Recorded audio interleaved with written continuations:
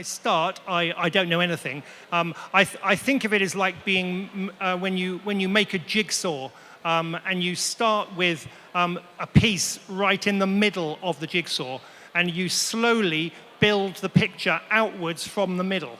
So you start with a really cool scene or a cool character and then you build outwards. You have to serve the story first. There's no point in trying to write a book about big concepts if the story is rubbish. you need to have a good story, and then if you have a good story, you can start to bring in bigger and more important subtexts. I used to get lots of people writing alternative endings for me, and I can remember once reading, a girl sent me an alternative ending, and I actually in a letter, and I read it, and it was a really strange thing because it was really well done, and it was really moving. I got quite upset reading it because she had changed what I did, and I thought, oh, this is really beautiful, really great. But I also thought it's wrong. They then continue the story in many ways. They do lots of beautiful art. They do stories. They have conventions that they organize, which I can come to. So it's a strange thing that you start with a little idea.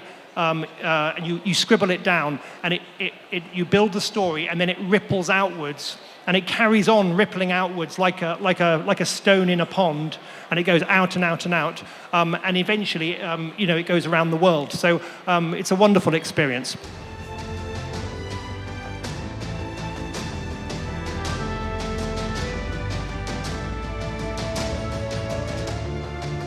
So, hello, Jonathan, and welcome. Oh, thank you very much. It's wonderful to be here with you in Ljubljana. Thank you very much for coming today. Oh, thank you very much. So, less than a month ago, the last book in the Lockwood Co series was published here in Slovenia. So, let us start with the smallest psychical investigation agency in London. So how did the idea to write about ghost invasion and ghost hunting teenagers first come to you? Lockwood Co is a story of 3 young ghost hunters in London, and the story began for me, as it always does, with me just seeing a little scene in my head. I had an image of a boy and a girl dressed in modern clothes, walking down the road. They had swords, they had kind of interesting equipment, and they were going to go and knock on the door of a house and go in and fight a ghost. And I wrote the first 3 pages of this scene. And I did not know who the children were. I did not know the names of the children. I did not know why they were going to this house. No adults were there. But I loved the characters. They were talking to each other in a way that was cool. And for me, dialogue is usually the way that the story starts. I get excited by that. And I wanted to find out more about them. So I'm wondering about your writing process. For instance, quite early in the first book, the reader meets Lucy, the narrator, and finds out also about her estranged family and village. So we get like a solid background to understand the character better. However, in the case of Lockwood, we do not have this information. So his family, their deaths, their destinies, one of the main mysteries of all the books. So I was wondering, how much of the background for the characters do you have at the start, and how much does it evolve through books, or does it differ from character to character? That's kind of like an essential part of the process for me. When I start, I have no idea what the story is. I don't know anything about my characters. It's like meeting somebody for the first time. If I meet you guys, I will talk to you. We get to know each other. Slowly, we come to know the inner life of each other. It's the same with Lockwood and Lucy. With Lockwood particularly, he's a very closed-off kind of guy. He seems really kind of cool and very good at sword fighting, good at getting rid of ghosts, but he's very mysterious. And Lucy is very interested in his story. I was interested in his story, but I didn't know what it was to begin with. And so slowly I had to uncover it too. And the weird thing is that when you're writing a book, you go on a journey of discovery as an author. So your characters are having a quest to find out stuff, and the readers will have the same journey, but also you as an author go on that same journey first. So what about the problem, as you call the ghost invasion? And let us stay a bit abstract here so that we do not ruin anything for the readers that haven't read the last book yet. So I'm wondering, did you already have all the answers when you were building the world in the first book, or did you pull the strings together only in the grand finale? Yeah, it's the same thing with the plot, that when I start, I don't know anything. I think of it as like being, when you make a jigsaw, and you start with a piece right in the middle of the jigsaw, and you slowly build the picture outwards from the middle. So you start with a really cool scene or a cool character, and then you build outwards. And in the end, after 5 or 6 years, you have 5 books and you have the whole story and you understand how everything works. But at the beginning, you don't know, because you can't know. It's impossible to see the whole story, I think, at the beginning. Okay, so the story unfolds in alternative Britain, the world just like ours before the problem appeared, and then it slowed down progress, forcing children to go into battles instead of going to school and shifting resources toward fighting goats. So much like in Bartimaeus, which we will talk about later, it offered you some space to also comment on political and social situation in the world, so to point out wealthy pulling the strings of the society and so on. But because of the special nature of the problem, it also gave you the opportunity to open the question about intergenerational relationships because of the children seeing the goats and finding the goats. So I was wondering, are these the real world issues that intrigue you most, or did the needs of the story bring this dynamic into the foreground? I think when you're writing any book, you have to serve the story first.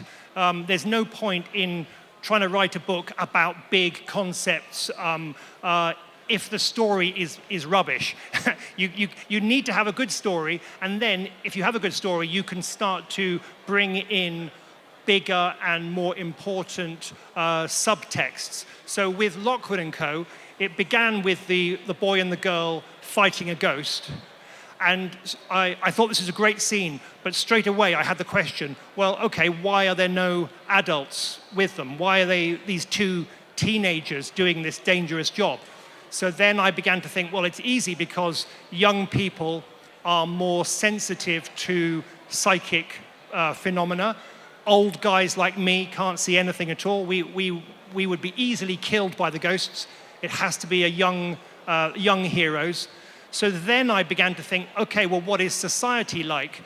What are the adults doing? Well, they're hiding. They're letting the children go and fight the ghosts. But then, well, maybe they control the children and they force them to go out. So some of these questions about exploitation of the young people began to come into the story. And it's never the most important thing, because the most important thing is always the characters and the relationships between them. That's why you want to read the book, I think. But then it's really great. You can start to bring in all the other stuff, and it makes it a more interesting experience. Okay, and then there is also a question of death. In Lockwood and Company, it's not just the fear of death is not just defining like individuals, but also the whole society, how it acts. So how do you see the parallels to our own society here? Oh, that's a big question. Well, again, I began to think that if you have a society where the dead come back in the form of ghosts, that is going to have quite a weird effect on how the living operate. So some people will just be very scared and they will have lots of protections against the ghosts and they will kind of hide away. There will be others who get very excited about the idea of the dead coming back and they will almost have a religious response, and so there will be ghost cults and people who kind of try to get close to the ghosts, which is a very bad idea because it's very dangerous. And then there will be others who, one of my characters, George, who is quite a scientific sort of personality. He wants to understand the mechanics. Why are the ghosts coming back? What is the phenomena actually caused by? And so, in the series, the most important response is George's. That ultimately, we want to find out why the problem is occurring. But of course, there are lots of parallels with our own lives. Death is always there. It's around us at all times, and most of the time we try and ignore it, or we try and sort of protect ourselves from it. But my heroes have to go out and come face to face with it, and that also links into the story of Lockwood and his past, because he has various losses, emotional losses, that we slowly discover. So from Dead Glow to Ghost Lamp, you use a lot of unique vocabulary, from neologisms to familiar words that are used in new contexts. And I guess that might be quite a unique challenge also for translators, as perhaps Andrej Hiti-Ožinger, the translator of the Slovenian book, which I guess he's here. Yeah. Would you say so, that it's like unique challenge? Yeah. So I was wondering, how does it feel to have your books translated in so many languages, but also did some translators reach out to you to ask your opinion about their translators and translations and solutions? Well, I'm full of great admiration for my great translators, because obviously I'm writing in English, and it is hard enough to try to find the words in my own language to create the rules and the context and the atmosphere of the stories. So I think it must be extremely difficult to then turn it into to make it work in the same way in a different language. And when I talk to translators, I always I'm in awe of what they do. I know that, for example, my German translators many years ago told me that they could not translate all my jokes into German. It just didn't work. So, but they were very fair. So they said that they would, if they had to get rid of one of my jokes, they would make a note and they would put a new joke in somewhere else. So we owe Jonathan one joke, so they would then put another joke somewhere else. So I don't know how good their jokes are, but we have the same number in the German edition. So the covers of the Slovenian editions were illustrated by internationally awarded Slovenian illustrator Matija Medved, and he intertwined in a way his own artistic approach with some rules of the genre. While, for example, in the original UK editions, the covers feature the main characters, and in the US editions there are some elements of the plot, like symbols of the narration of the story plot of each book. So what is your opinion? What do you prefer, and how much influence do you have on the choice of the covers?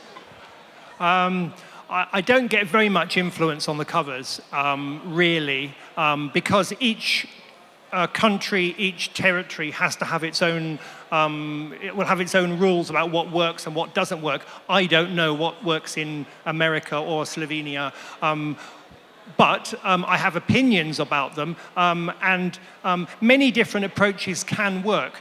For example, the Ukrainian editions are extremely beautiful, and they go for the approach of showing the characters. You have Lockwood, Lucy and George drawn really, really beautifully. And there's some of my favorites. But I think the approach that Mish has done here with these covers is absolutely second to none. I think it captures the scariness of the books, but also a kind of a sort of sophistication and the elegance of the construction, which is kind of, it means a lot to me. So I think these are some of the very best. Thank you. So, based on your books, Joe Cornish developed a television series for Netflix that premiered in 2023, and you served as a consultant. So, what was the experience like? How did it feel to see your books chosen, to collaborate with the showrunners, and finally to see your characters on the screen? Well, that was an amazing experience for me. It was a very long process because Joe Cornish and Complete Fiction bought the rights or optioned the rights for Lockwood like 7 years before they actually made it. They were very, very keen on doing it, but Joe had various other projects. So he did his other projects, and then they started making it. And I was a consultant, so I would. I went to the first script meeting, and we discussed the characters, and they would send me lots and lots of questions about how the world worked, and what does Lockwood have for breakfast, and what kinds of pictures does Lockwood have on his wall, and can you tell me the titles of the books that Lockwood has in his bookshelf, and things like that, and I would give them the answers because they were really concerned about digging down into the detail of the world so that it was 100% accurate on screen. And that was all great. And then the most scary moment for me was when they chose the actors. And they sent me a little video of the 3 actors they had chosen. And they said, oh yeah, here they are. We're going to have, here they are talking to each other just with a script. See what you think. And I was really frightened because I thought, oh, maybe they're gonna make Lockwood like 6'3", blonde and kind of really, really muscly, and it'd be like, oh, it's gonna be so wrong.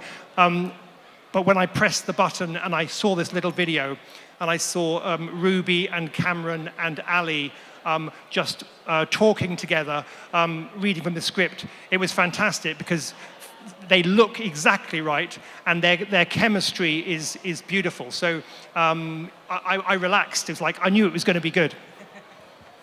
But I was wondering about some changes that have been made. For example, one of the main antagonists, Julius Winkman, is described in the books as a big man made short by some quirk of genetics or by a leaf falling on him or both.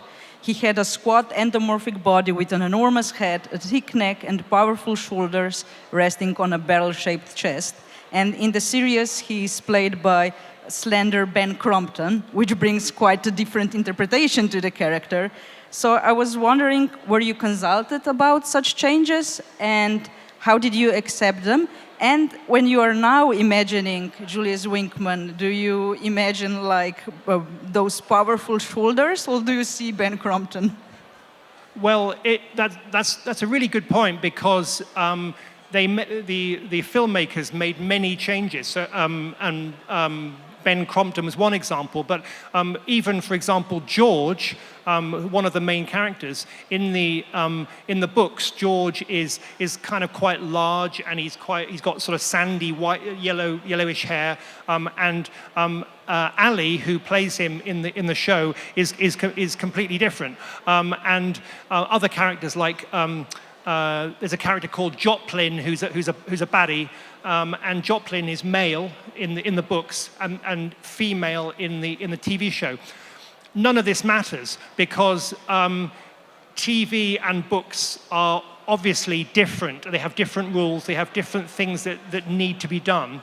What works in a book does not always work on the TV show. So as long as they have the essence of the characters, I don't care. They can change all kinds of things, but the fundamental story and the relationships of the characters has to be the same. And they were very, very good at keeping all that essential stuff.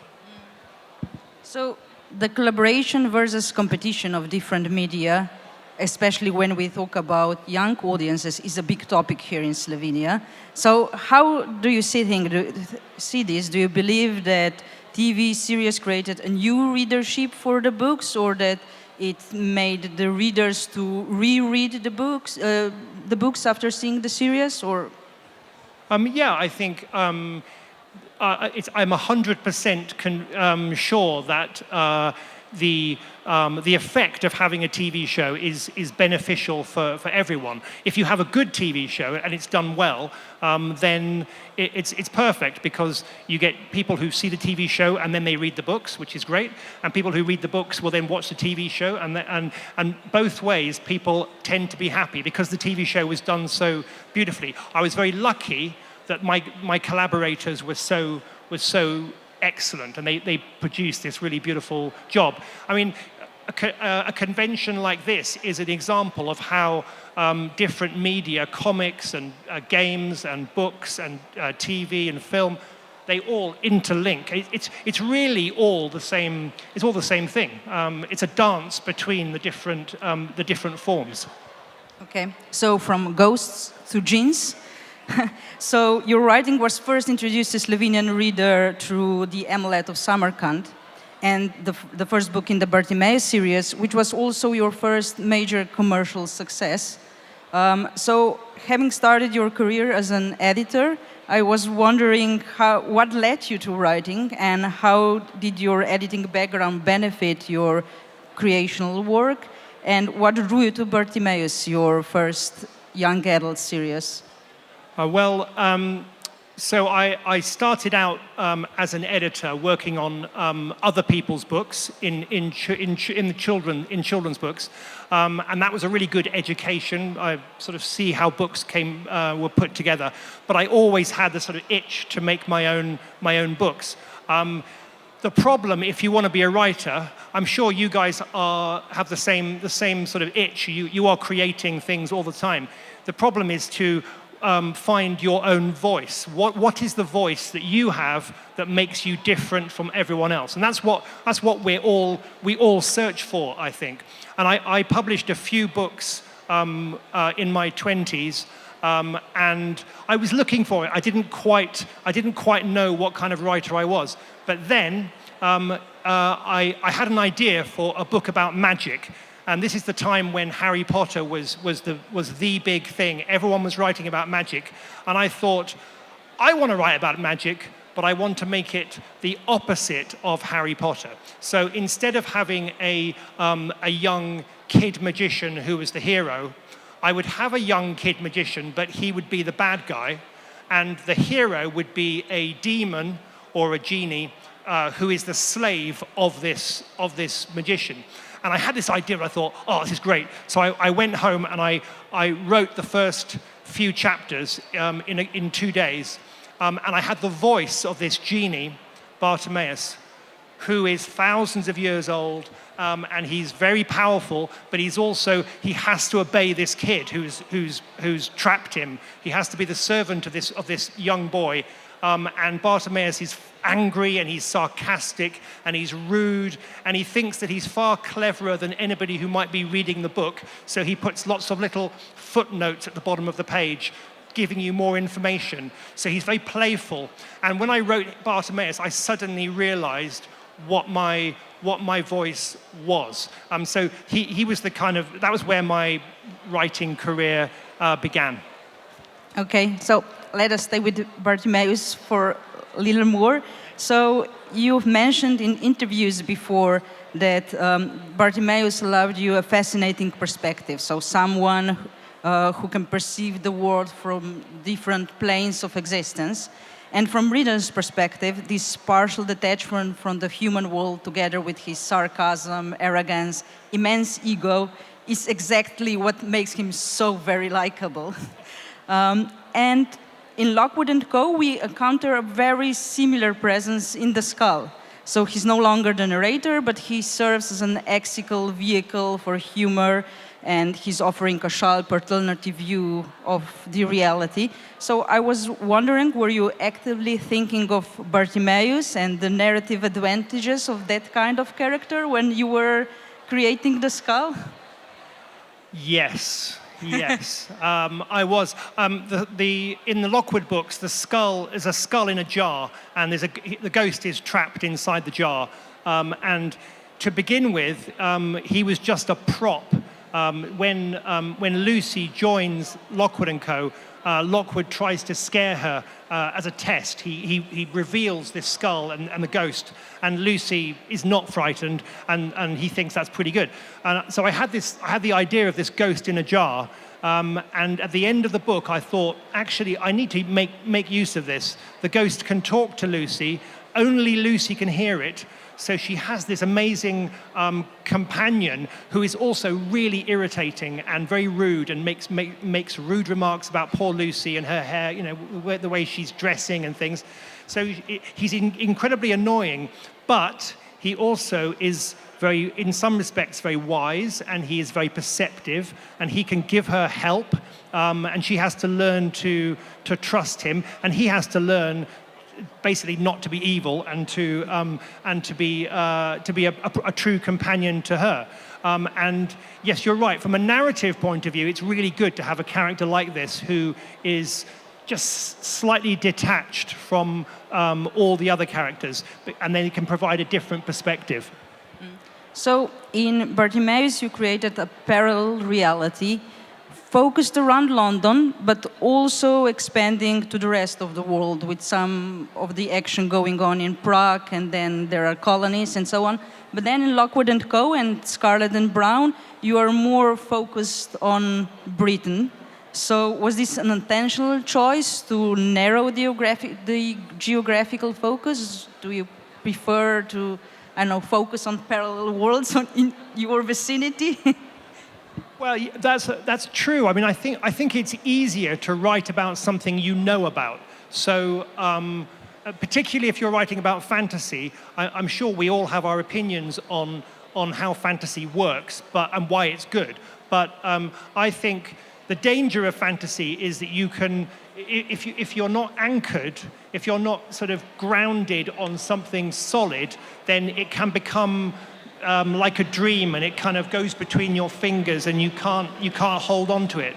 So for me, I like to have my stories usually set somewhere like London, which I know, so that I can make it feel more solid. And then I can bring in the ghosts, so I can bring in magic and genies, and but there's always this sense of reality running through the stories.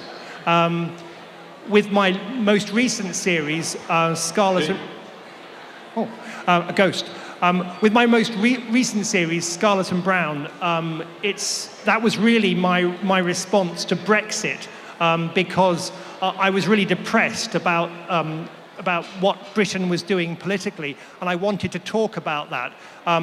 But being a fantasy writer, I chose to do it as a kind of British Western set in the far future, and Britain is kind of fragmented, and there are cannibals running around, all kinds of chaos.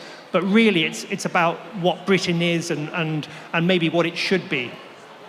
Yeah. So I just wanted to ask you about Scarlett and Browne, because I had a feeling it has like a darker feel compared to Bartimaeus and Lockwood and Company, that there is less of that humorous parts with a character like Bartimaeus or the skull missing, and that there is not only the mirror to the political and social situation, but also a bit of the eco-criticism, with showing us how our future might look like if we go on like we do now with our relationship to the environment. So was this the intentional step into the darker direction? Well, it's a strange one, because actually I think in the end Scarlett and Browne is quite a hopeful story. I think it did begin in a darker place. And so you have a post-apocalyptic world where humans have the surviving people live in little towns with big walls, and they kind of hide away, and they turn away from outsiders, and they're looking in on themselves. but actually, my heroes, Albert and Scarlett, who are outlaws, they go outside the towns and they go around this wild Britain, and they meet cannibals and they fight big animals, and so it's dangerous out there, but it's also beautiful and interesting and exciting. And actually, through my heroes, I realized that the message, if there is a message, the message is more about how, despite the fact that the world is dark and dangerous, there is always room for looking outwards, making connections with others. At the beginning, my characters are all completely isolated. They are just on their own. And by the end of the 3 books, they have a kind of little community around them, which is similar to Lockwood Co, actually. I guess all my books ultimately are about building a community, making connections with people that to begin with, you really hate or get irritated by. So the last book in the Scarlett and Browne series was published last year. So what are you working on now? Oh, well, so I'm working on about 2 or 3 different projects at the moment. One of them is, I think it might be for adults. I'm maybe moving upwards to write a thriller for an older audience, which I'm very excited about. I've got a really good beginning, and I now have to figure out where it's going to go. I'm also writing a more experimental, but I think also quite original book for younger readers as well. So I'm going in 2 different directions at once, which is very schizophrenic, but very good for me to. It's kind of good to have different lines of attack. So how much of your work goes beyond actual writing? Do you often get to meet with your readership? Sorry, say that again? How much of your work goes beyond actual writing? So do you often meet with your readership, like events like this or visits to schools perhaps? Yeah, it's actually it's a strange business if you're a writer. I'm sure a lot of you guys are the same, because if you want to be creative, a lot of creativity involves being on your own. You have to sit writing or illustrating, or if you're creating animation, whatever it is you're doing, it's by its nature quite isolating. So it's really important actually to have the complete opposite as part of your creative life. Coming out to conventions, going to schools, doing events and tours. Also, I think for me, I've been very lucky that because of the Lockwood Co TV show, there's an amazing community internationally, the fans of Lockwood, who are incredibly creative. And actually, they then continue the story in many ways. They do lots of beautiful art, they do stories, they have conventions that they organize, which I can come to. So it's a strange thing that you start with a little idea, and you scribble it down, and you build the story, and then it ripples outwards, and it carries on rippling outwards like a stone in a pond, and it goes out and out and out, and eventually, it goes around the world. So it's a wonderful experience. I have many more questions, but perhaps now we should give microphone also to the audience. Are there some questions for the author? Oh yes, excellent. There's got to be one. Yes, there's one down there. Excellent. So long time ago, there was, let's say, hearsay in the Bartimaeus community, so in the fan base, that the rights to the books were bought for a film, for a movie. And till this day, there's still fans that are speculating, oh, it's coming. They haven't done it yet. Is it coming? Is a film, series, anything coming? I think it will one day, but I don't know when. You're right that the movie rights were bought before I wrote the first book. I was still writing it when the the book was bought. So for more than 20 years, people have been trying to make it, and we've had some really great scripts, and we've had some really good people working on it. To begin with, I think it was going to be very expensive, and there were political sort of issues with the studios, and we missed a chance early on. But there are still people out there right now who are trying to have belief in it and have belief in Bartimaeus, and I think it will happen. But you kind of need to find the right creative team, and then you need to find the right financial backers. But I think it's becoming easier because effects are, I guess, cheaper to do now than 20 years ago. So yes, fingers crossed. We're still working on it. Thank you very much. Any more questions? Mate? There.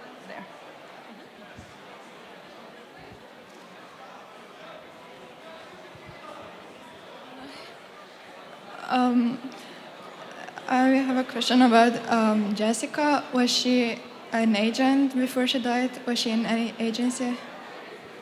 This is Lockwood's sister, Yes. Jessica. I don't think she was an agent. I think she studied all the things you need to study to be an agent. But I don't see her as being somebody who actually worked for one of the big agencies. Partly because she had to look after her brother. That was really the thing that she had to spend most of her time doing. But I think the important thing for her was that she gave him love, and she also, I think, gave him the knowledge, the early knowledge about ghosts and how to take care of yourself. So she's a really important figure for him. I have another question. Oh, you sure? Go for it. So the other side, how does that work? Does it change the same way that the actual word changes, or how it works? That's a really good question. I think the other side is like it's like a sort of mirror or an echo of the real of our world. So it does change, but not in the same moment. It's almost like it lags behind. So when you go in there, it's kind of all decaying, and it seems different anyway. But yes, I think it does change. Probably depending on who you are. If you come into it, you're going to see something that reflects the world that you know. Yeah. Hope that's okay as an answer. Thank you so much. It's a pleasure.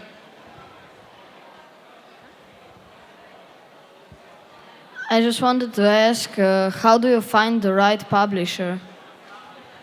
How do I find the right publisher? Well, sometimes you're lucky to have excellent publishers who come to you. But when you start, it's very difficult. First of all, you have to write something, and then you have to go and look in the bookstore to see which publishers publish the same kind of thing. And then you find a list of them. And what I did was I then sent a piece of my story to lots of different publishers just to see if anybody wants it. And often they just say no because they have lots of other books. But eventually, if you keep doing it, you might meet an editor who has faith or believes in your work. And when you have a relationship with an editor, then things start to happen because they would help you to make your book good. My first book was no good. It was too long, and it was the writing was not tight. And my editor, who said it was interesting, she said, "Yeah, you've got to cut it, you've got to change it, but then we will publish it." So you need to find an editor. Would you agree, Tina? How is it like for an editor's point of view? What do you look for in new writers? something different, but something you can work with. So something that grabs you, that you find some good ideas, good structure, good style, something that, persuades you that it's something you should work with. I think editors are looking for that spark, like a little thing that makes something different. And so you have, as a writer, you're a writer? So you have to just have faith in your writing, and you send it out to lots of people, and you just be patient, and you keep writing.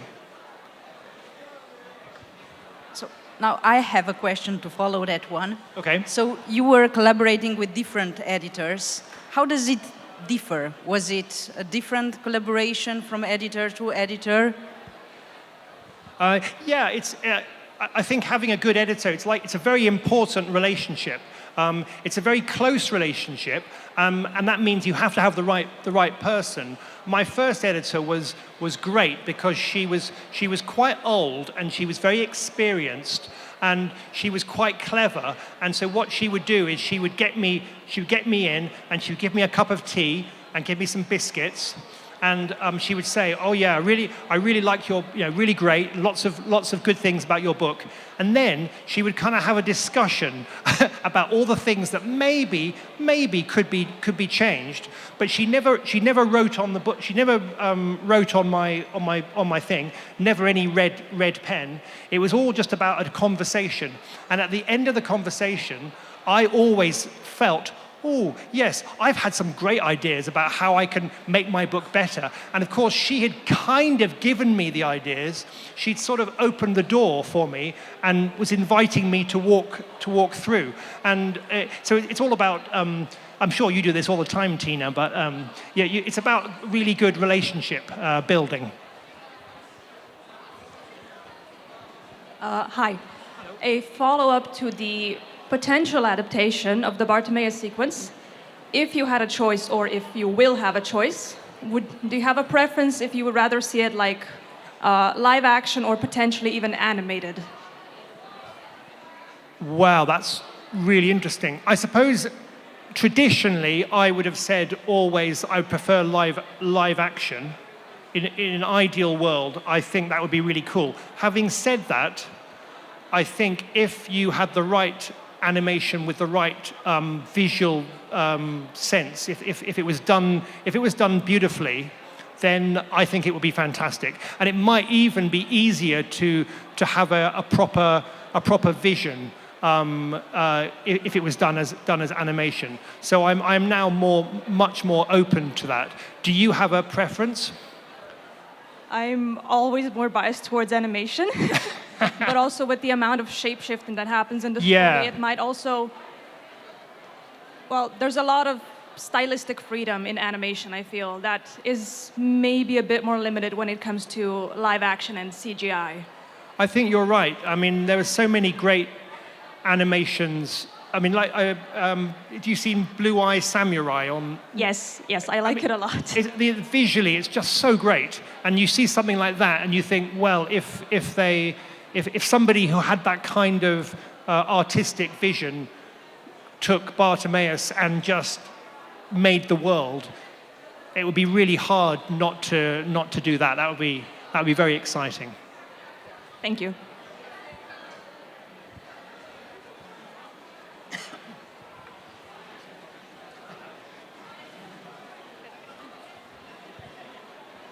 Sorry for hogging the microphone. No, it's good.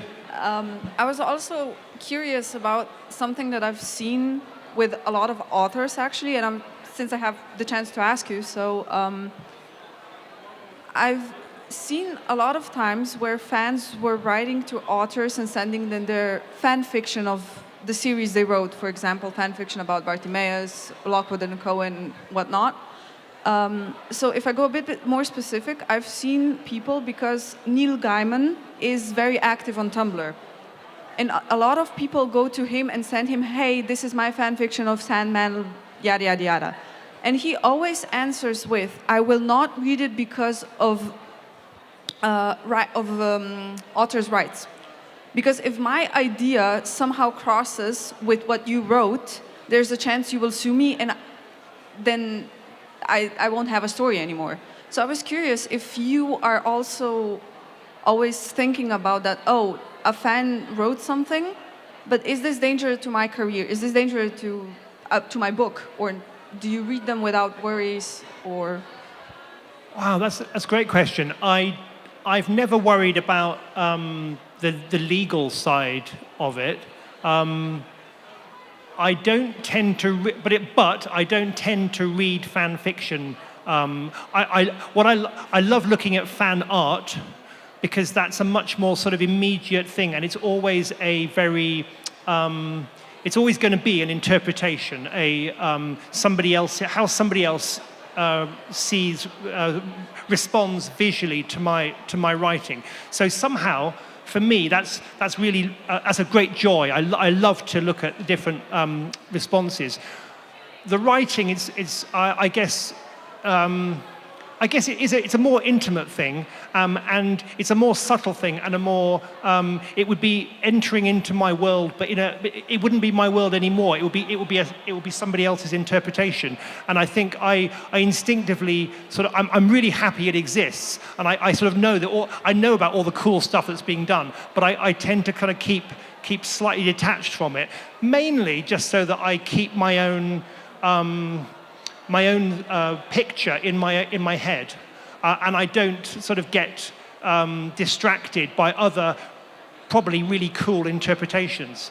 I mean, I can remember with Bartimaeus, when I wrote Bartimaeus, I won't give the ending away, but the end of the last book is kind of quite controversial, and I used to get lots of people writing alternative endings for me. And I can remember once reading, a girl sent me an alternative ending. And I actually in a letter, and I read it, and it was a really strange thing, because it was really well done, and it was really moving. I got quite upset reading it, because she had changed what I did. And I thought, oh, this is really beautiful, really great. But I also thought it's wrong. It still isn't the right response. I was still happy with what I did, but it had real power. So it's a strange thing. I understand why he does not read it, but I wouldn't worry about the legal thing. I don't think so much. Thank you very much.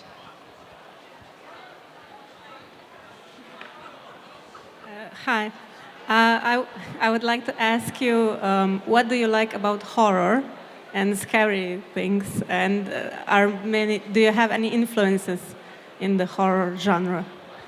What do I like about horror? Well, I'm quite squeamish, actually. I don't like too much blood on screen and things, but I do like getting scared. I like suspense.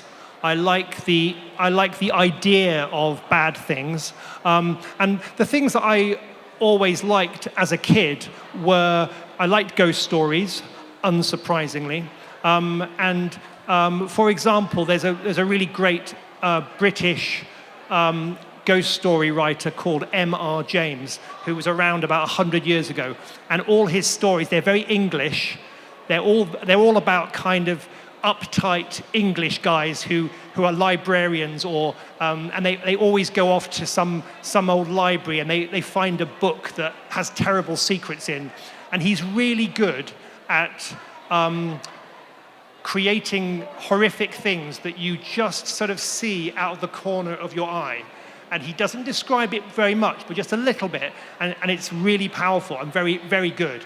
And when I wrote Lockwood Co, I wanted to sort of channel that, make it very British, have lots of cups of tea, and people kind of, Lockwood with his little suit on, but they go off into genuinely scary places where there are some really nasty things. And I wanted to give my heroes weapons so they could confront the evil, the darkness, and survive. So yeah, that's probably a good influence for me.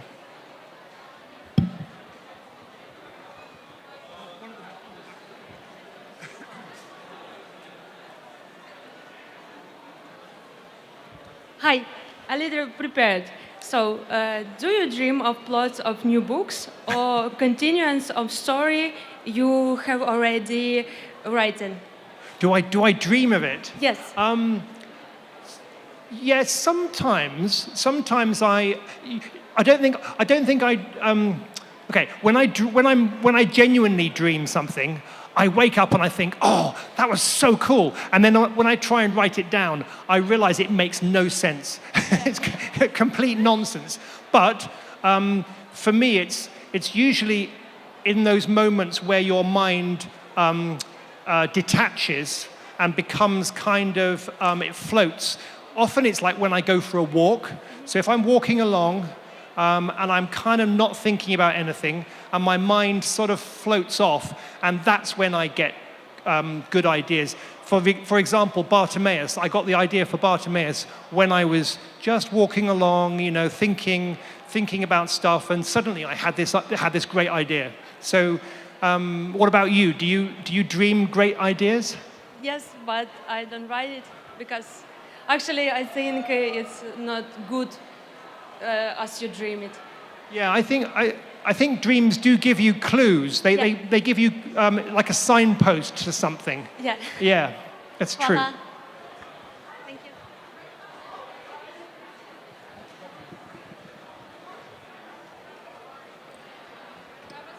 Okay. Hi. So my sister is one of those people that read the ending and then can't look at it again. Okay. I mean, it was very powerful, but spoilers. So I wondered how is writing something like that for you? So, like, was there a point where you decided it had to end that way, or were you surprised by it? I think I knew that I wanted to have that ending quite early on, because there were 3 books in the series of Bartimaeus, and I think I was working on the first book, and I was trying to imagine what might happen in the other 2 books, and I had in my head that might be the ending, but I was not sure that it was a good idea. And even when I was writing the last book, I still did not know if it was a good idea. And I had a second ending prepared, so I thought, well, if it doesn't work, I'm going to do the other ending.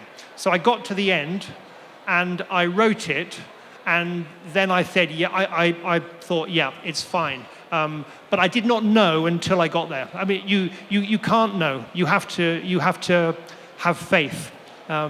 Yeah, but I was worried about it. Interesting. Thank you. Thanks.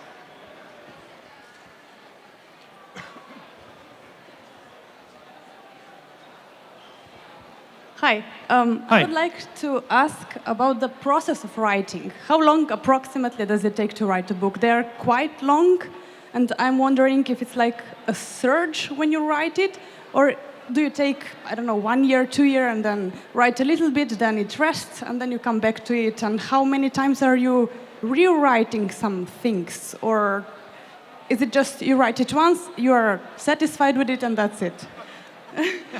Oh, I wish. That would be great. So I guess all authors are different, but for me, if it's the first book in a series like Lockwood or Bartimaeus or Scarlett and Browne, it always takes quite a long time because I'm trying to understand the world and how it works. What are the rules? What kind of narration? Is it first person? Is it third person? All these things. For me, it takes quite a long time, often maybe 1.5 or 2 years for the first book.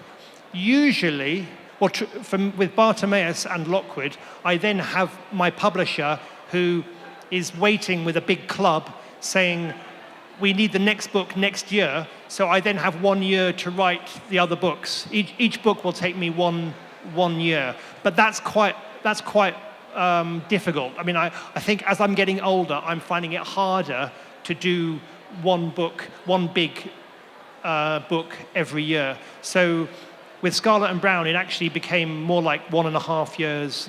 It took a long time. I'm trying to get faster again, but and I think some parts of the book you see very clearly and you quickly write it, but other parts will take me many drafts. So usually it's 2 or 3 complete drafts before I even show an editor. And then, of course, the editors will have comments, and then there'll be another a bit of time. But I mean, Bartimaeus, some of the books were probably written in about 6 months. You know, they were very intense. I would try and write 5 pages a day, every day, so 25 pages a week over a few months. And I think now I could not do that anymore. It's too difficult. May I ask another one? How many hours per day are you writing? Is it like everyday thing, or do you have a strict schedule you work on, or it's just like, oh, I would like to work a little bit in the afternoon and they take a break, and how do you work basically? If I'm in the middle of trying to write something, like right now, I have a deadline for like next week, and then I will try and write it's like a job, you know, like 9 till 5 will be my aim, and in that time I will try and write. Well, at the moment I'm trying to write 3 or 4 pages a day, and if I can do that, then I can see that I will get the book done.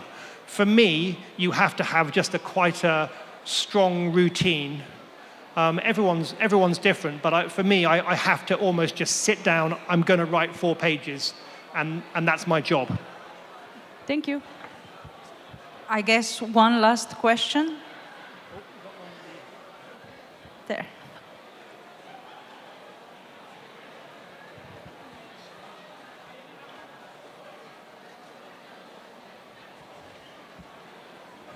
Hi, thanks for being here.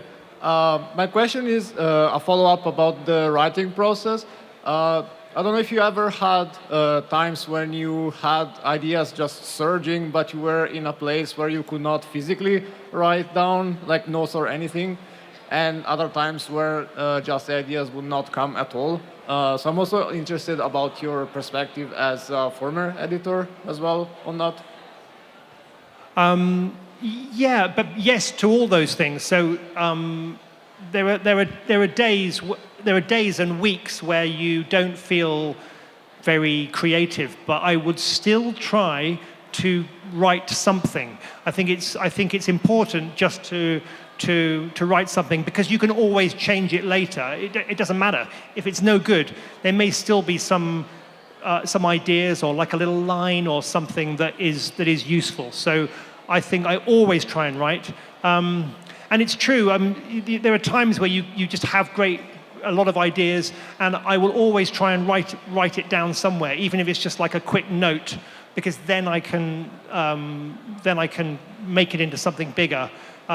If I don't write it down, I forget it. So I always have a little, you know, my pen and paper. Yeah, for sure. All right, thanks very much.